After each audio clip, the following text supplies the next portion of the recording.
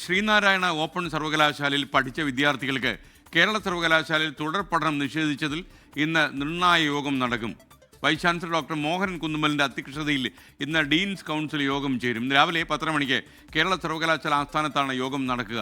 ഉമേഷ് ബാലകൃഷ്ണൻ തിരുവനന്തപുരത്ത് നിന്ന് ചേരുന്നു. Umesh, good morning. ഈ വാർത്ത കൊണ്ടുവന്നത് ഉമേഷ് ആണല്ലോ. എന്താണ് കൂടുതൽ വിവരങ്ങൾ? ഓപ്പൺ യൂണിവേഴ്സിറ്റി കുട്ടികൾക്ക് അവിടെ പഠിക്കാൻ സാഹചര്യം ഒരുക്കാത്തതിൽ VC-ക്ക് റോളില്ല, മറ്റു ചില ആളുകളാണ് എന്ന രീതിയിലായിരുന്നു ഉമേഷ് റിപ്പോർട്ട് ചെയ്തിരുന്നത്. ഇപ്പോഴും അതേ റിപ്പോർട്ടിൽ ഉറച്ചു നിൽക്കുകയാണോ? Good morning അക്ഷയൻ. എന്തായാലും VC-യുടെ ഒരു നിർണായക ഇടപെടൽ ഉണ്ടായിരിക്കുന്നു. ഇത്തരത്തിൽ ഈ ഒരു നേരത്തെ, അതായത് 2018 ഉത്തരവിൻ്റെ പശ്ചാത്തലത്തിലായിരുന്നു ഉദ്യോഗസ്ഥർ ഈ യൂണിവേഴ്സിറ്റി, അതായത് ഓപ്പൺ യൂണിവേഴ്സിറ്റിയിലെ വിദ്യാർത്ഥികൾക്ക് പഠിക്കാനുള്ള അവസരം നിഷേധിച്ചത്.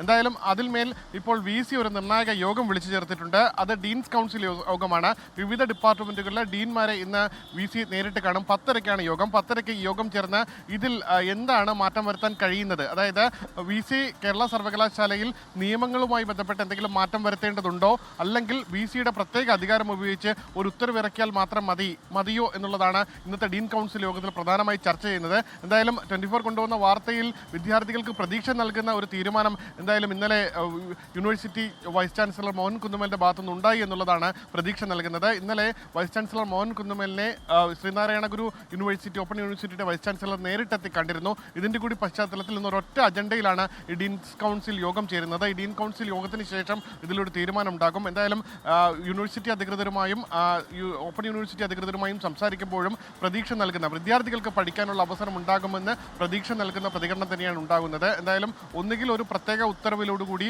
വിദ്യാർത്ഥികൾക്ക് തുടർ പഠനത്തിലുള്ള അവസരം ഒരുക്കും, അല്ല എങ്കിൽ വിദ്യാർത്ഥികളുടെ ഈ യൂണിവേഴ്സിറ്റികളിൽ, അതായത് ഓപ്പൺ യൂണിവേഴ്സിറ്റിയിൽ പഠിച്ച സിലബസുമായി ബന്ധപ്പെട്ട് അക്കാദമിക് കൗൺസിലിലേക്ക് വിടേണ്ട കാര്യമുണ്ടെങ്കിൽ അക്കാദമിക് കൗൺസിലിന് വേഗത്തിൽ തീരുമാനമെടുക്കാവുന്ന രീതിയിൽ കാര്യങ്ങൾ തീരുമാനിക്കുമെന്നാണ് അറിയാൻ കഴിയുന്നത്.